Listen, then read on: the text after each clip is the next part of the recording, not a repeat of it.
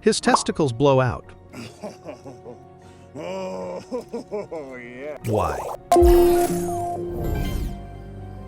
In a world where one man is forced into a deadly mission,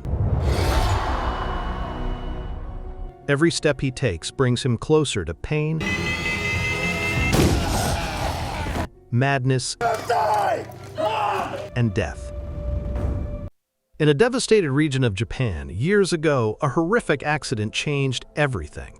A prison bus collided with a truck carrying unstable nuclear waste, spilling radiation across the land. The disaster turned the area into a dangerous wasteland, now known as the Ghostland.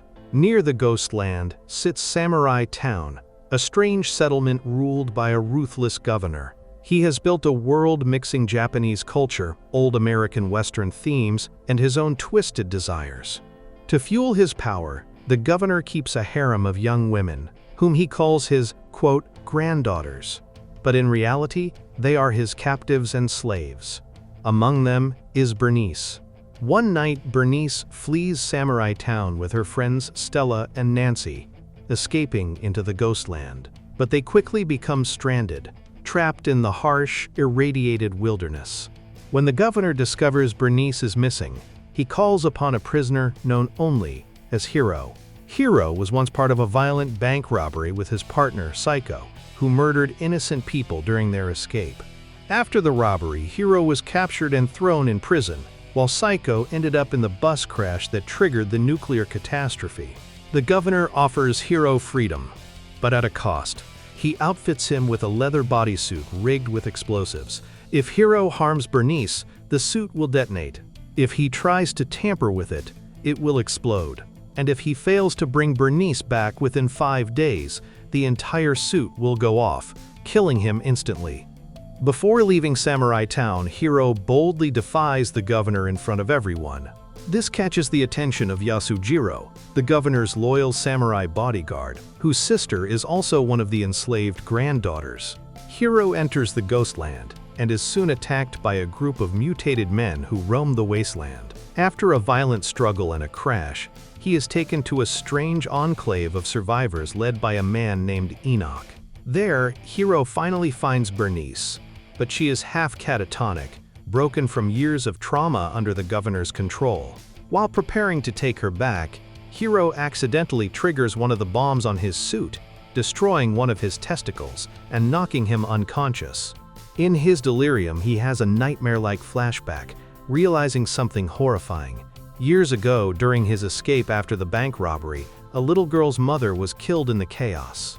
That girl was Bernice, who was later taken in and enslaved by the governor. As Hiro struggles to recover, he is attacked again by the mutants.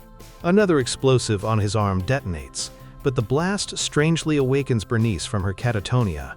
Meanwhile, Stella, one of the girls who escaped with Bernice, is caught by the governor's men and brought back to Samurai Town.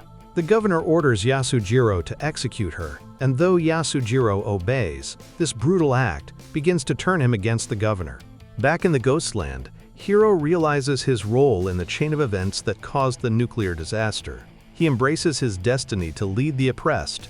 With Bernice by his side, and aided by the Ghostlanders, the mutants, and even Psycho, his old partner, still alive, they rise up in revolt against the governor's control. Hiro and Bernice finally return to Samurai Town, ready to face the tyrant. The governor refuses to release Hiro from the deadly suit, so Hiro pretends to take Bernice hostage.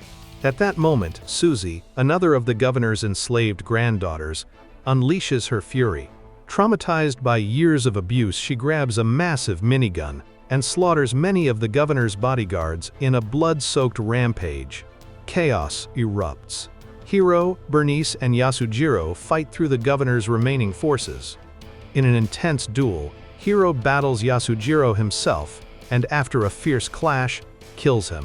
Finally, Bernice takes aim at the governor, the man who ruined her life, and shoots him dead. With the governor's reign of terror finally ended, the enslaved girls and the broken citizens of Samurai Town begin to stir with new hope. Hiro, Bernice, and Susie watch as the people start to rebuild, free at last from the governor's grip. The Ghostland still remains a dangerous place, But with the oppressor gone, a new beginning has finally arrived.